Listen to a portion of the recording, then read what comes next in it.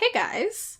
So today's video is actually a combination of a couple of different things that I've been working on lately, and I'm really excited to share it with you guys. I know I have a lot of different projects that it seems like I'm working on pretty much constantly, but that's kind of always been my style, and I still intend to combine these projects and keep up with them to the best of my ability. Now, the first part of today's video is kind of a recap on my experience with the 100-Day Project thus far. This is actually my third time participating in the 100-Day Project, and although it's kind of self-explanatory, if you don't know what it is, it's essentially choosing some sort of action to do every single day for 100 days straight.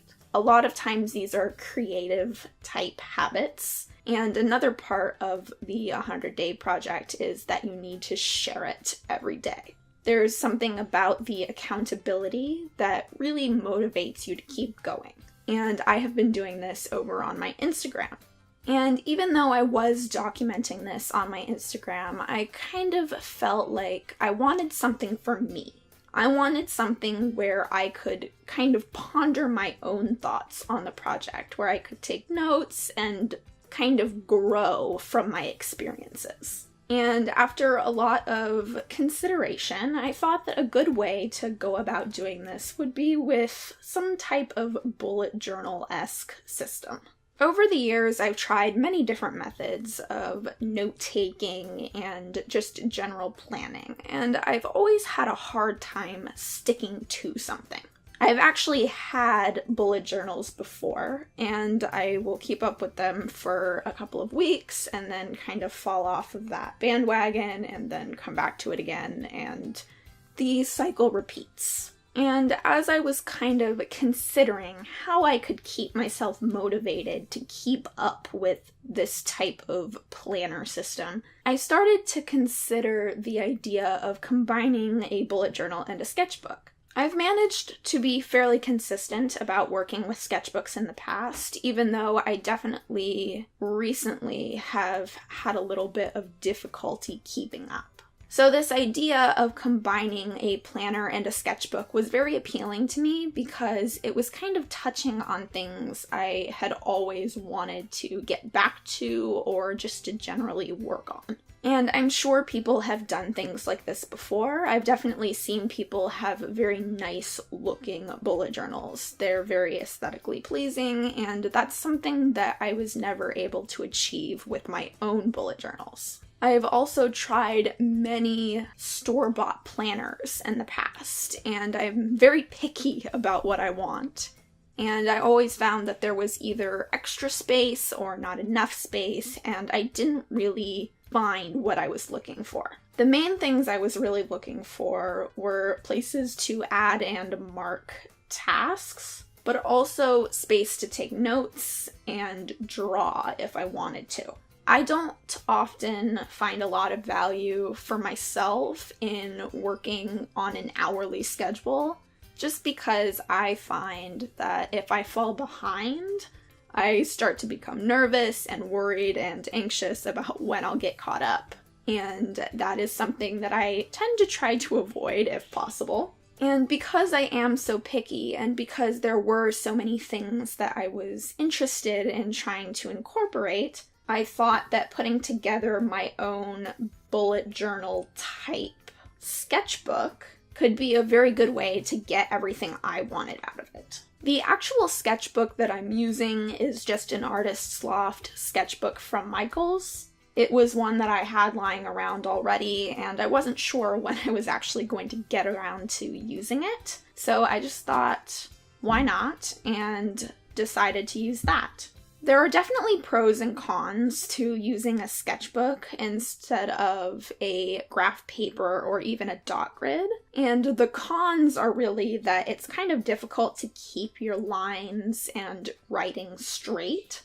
And if you're someone like me, that can really mess up the look of a page and become very stressful and annoying. However, what I do really like is that I have blank pages available, full blank pages, that I can use if I want to just use a page as a sketchbook. And so now that we have a lot of the setup / exposition out of the way, I wanted to talk about the actual execution of the pages themselves. I started my 100-day project recap by printing and cutting out tiny photos, and these photos are actually the exact same ones that I posted on Instagram. As I mentioned before, I have been posting daily on Instagram, and I've been trying to put an active effort into making those photographs look nice. I like the idea of having an Instagram page that when you go to it, it has a overall mood and feeling, and it's very aesthetically pleasing. And of course the aesthetic is not going to be for everyone, but if it makes me happy to look at, then I'm satisfied with that.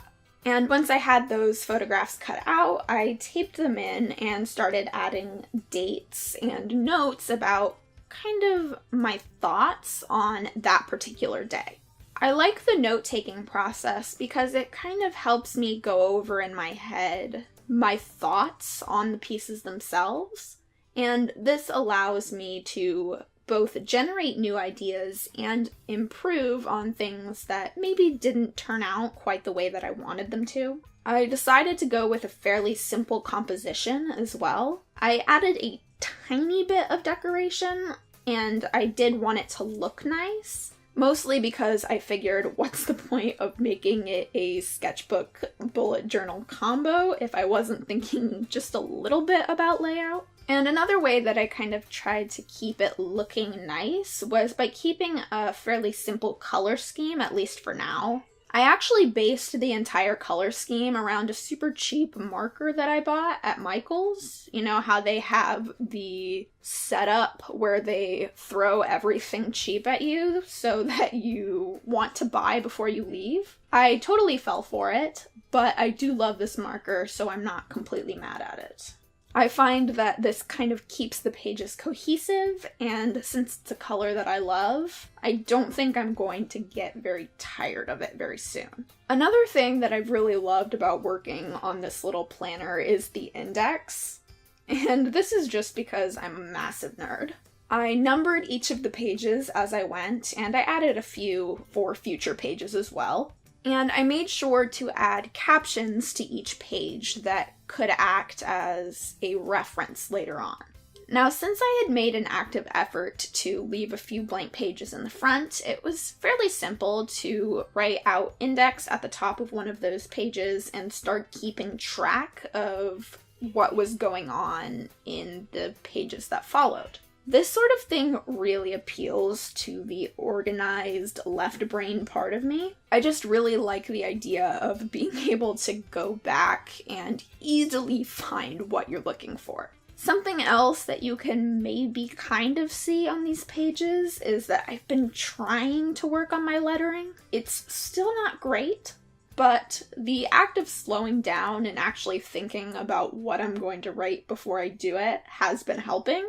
And I think I've been seeing a little bit of progress. Another page I did was kind of sketching out a few little layout concepts for the daily pages. I was having a hard time visualizing what the pages would look like in a finished context. And being the perfectionist that I am, I was kind of worried about ruining one of the first pages. So I just decided to draw it out and do some little thumbnails. And again, I tried to keep the sectioning methods fairly simple, but compositionally interesting. And I've added a few pages to this planner since then, and I plan to continue. I hope that I don't lose steam like I have in the past. But I hope you guys enjoyed kind of seeing this little process / 100-day project recap.